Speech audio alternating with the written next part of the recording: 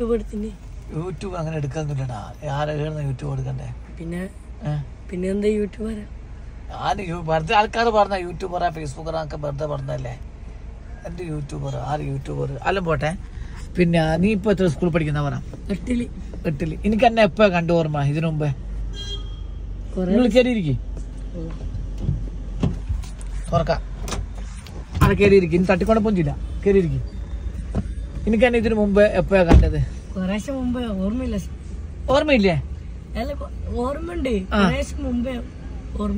എങ്ങനെയാ കണ്ടേ?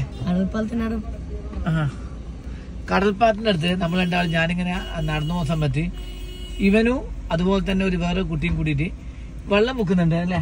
എന്താ വെള്ളം വെക്കുന്ന കച്ചവടം ചെയ്താണ്ട്. അപ്പൊ ഞാൻ ചോദിച്ചു നിങ്ങൾ സ്കൂളിൽ പോകുന്നല്ലേ എന്നൊക്കെ ചോദിച്ചാൽ സംസാരിച്ച് വേറെ പറയായിരുന്നു.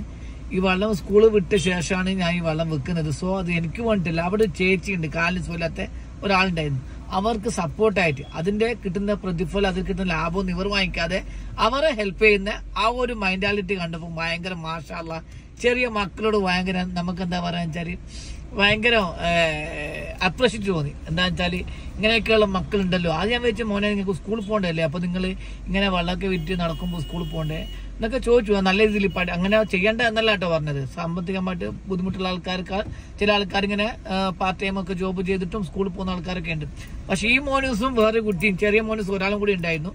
അവൻ അന്ന് രണ്ടുപേരും കൂടി വെള്ളം ഇങ്ങനെ വിറ്റുകൊണ്ടിരിക്കുമ്പോൾ ഞാനും വാങ്ങിച്ചിട്ടുണ്ടായിരുന്നു വെള്ളം. അപ്പൊ ഞാൻ ചോദിച്ച വെള്ളത്തിന്റെ കാര്യം സംസാരിച്ചും പറഞ്ഞു, ഇത് ഞാൻ എനിക്ക് വേണ്ടിയിട്ടോ അല്ലെങ്കിൽ എന്റെ ഫാദറോ അവർക്കൊന്നും വേണ്ടി വെക്കുന്നതല്ല. നമ്മളെ വീട് ഇതിന്റെ ബാക്കിൽ തന്നെയാണ്. അപ്പൊ ഇവിടെ വന്നപ്പോൾ ഒരാള് ഇങ്ങനെ കാലിന് സുഖത്തിൽ വെള്ളം വെക്കുന്നുണ്ടു.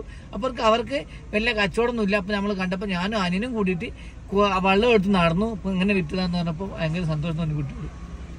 അപ്പൊ അങ്ങനെയുള്ള കുട്ടികളൊക്കെ നമ്മുടെ നാട്ടിലുണ്ട്. നമ്മളെ ഇങ്ങനെയുള്ള നല്ല നല്ല മക്കളൊക്കെ നമ്മളെ ഭാവി, അതായത് നമ്മളെ നാട്ടുകാർക്കും നാടിനൊക്കെ ഉപകാരപ്പെടുന്ന നല്ല മക്കളൊക്കെ നമ്മുടെ നാട്ടിലുണ്ട്. മാഷാ. അതിന്റെ പേരെന്താണ്?